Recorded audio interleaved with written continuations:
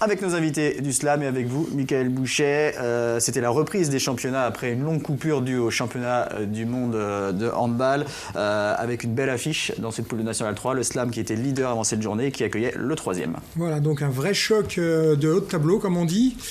Un choc qui est peut-être arrivé un petit peu trop tôt pour les Vendéens, qui ont eu du mal à relancer la machine en 2017, on va dire, face à une équipe très jeune, très joueuse, qui a proposé un très très beau handball.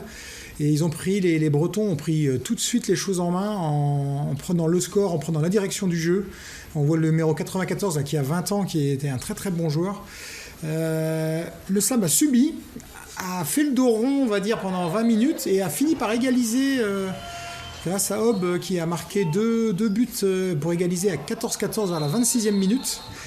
Et là, je me suis dit, tiens, ils nous font un petit match comme ils ont l'habitude de faire, ils laissent bien passer les temps faibles et le match va basculer vers eux. Mais ça n'a pas été le cas du tout parce que Hennebeau en a remis un coup de suite et a viré à la pause avec 2 buts d'avance. 18-16 à la mi-temps. 18-16 à la pause, donc tout était encore vraiment à faire et vraiment jouable. Mais on sentait quand même que Hennebeau avait bien les clés du match.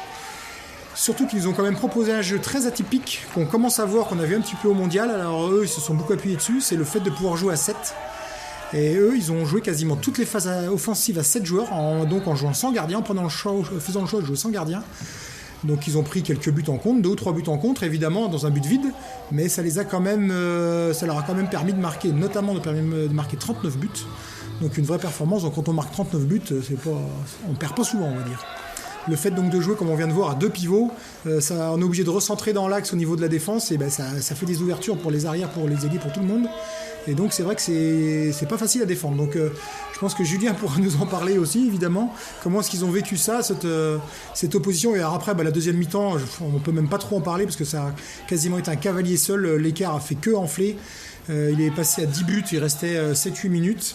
Et très vite, après, j'ai envie de dire que les Vendéens ont baissé un peu les bras, parce que de toute façon, je pense que tout le monde a vite vu qu'il n'y avait pas moyen de faire autre chose que subir le match samedi soir contre cette équipe-là. Le score final, 39-28. Voilà. Donc Hennebeau est un candidat, le Slam n'a pas perdu contre une équipe en bois, j'ai envie de dire, c'est un candidat déclaré à la montée, il s'en cache pas du tout. On se demande même comment, on en causait tout à l'heure, on se demande même comment ils ont fait pour perdre des matchs, parce que s'ils jouent comme ça tous les samedis soirs, chapeau à eux quand même. En réaction, Julien, après ce match ? Non, mais oui, c'est ça. On a pris un peu la fougue face à une équipe qui a les arguments pour jouer le haut de tableau et un niveau au-dessus. C'est bien rodé, c'est bien préparé. Il n'y a pas de perte de balles. Ça a été compliqué. Après, quand on en parlait tout à l'heure, quand on regarde un peu plus le match au niveau des stats, on n'est peut-être pas perdu là où on le pensait. Et on n'était peut-être pas prêt pour gagner un match où il fallait accepter de prendre beaucoup de buts, mais il fallait en marquer plus qu'eux, parce que c'est une équipe quand même qui se découvre beaucoup, le fait de jouer déjà la plupart du temps en attaque sans gardien. Voilà, c'est cette situation-là qu'on n'a pas su inverser et je dirais de gagner en acceptant de prendre des buts et en allant en mettre beaucoup. Alors on va écouter la réaction après ce match de l'entraîneur d'Hennebeau Le Christ, c'est Pierre Priou. À votre micro, Michael, vous étiez avec Antoine Ordinez. C'est une performance à laquelle on ne s'attendait pas forcément. On s'attendait à un match plus compliqué parce que la préparation pour nous n'a pas été parfaite. Les trêves de plus d'un mois et demi sont compliquées à gérer. Après, on s'attendait aussi à une équipe où il y a beaucoup de culture de jeu, d'expérience. Et je pense que le 7 contre 6 nous a facilité la chose face à une équipe qui a des profils plutôt grands, mais qui manquait certainement de vitesse de déplacement. Okay. Ouais. Donc Thibaut, je vous ai vu, vous n'avez pas joué la deuxième mi-temps, c'était donc le deuxième gardien, j'ai perdu son nom, Gaëtan Tenaillot qui était dans le but. Par contre, je vous ai vu prendre à la fin du match le groupe au milieu du terrain. Un petit peu à la manière d'un Thierry au meilleur, j'ai envie de dire. Et c'est vous qui avez... c'est gentil. Et on peut savoir un petit peu ce qui s'est dit, parce que je vous ai entendu bien parler aux joueurs pendant 2-3 minutes, là.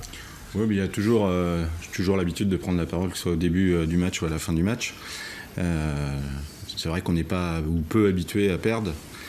Sauf que on fait un sport collectif et même dans la défaite, il faut savoir trouver du positif, en tirer des enseignements pour la suite du championnat, parce qu'il y a encore suffisamment de journées pour montrer autre chose. Alors il y avait beaucoup de déceptions forcément, parce que c'était une soirée où il y avait beaucoup de monde dans les tribunes, il y avait les partenaires. J'ai envie de dire, c'était pas la bonne soirée pour perdre. Pour autant, oui, on est tombé quand même face à une équipe qui est de qualité, plus jeune, plus tonique, certainement davantage préparée que ce que nous on a pu faire.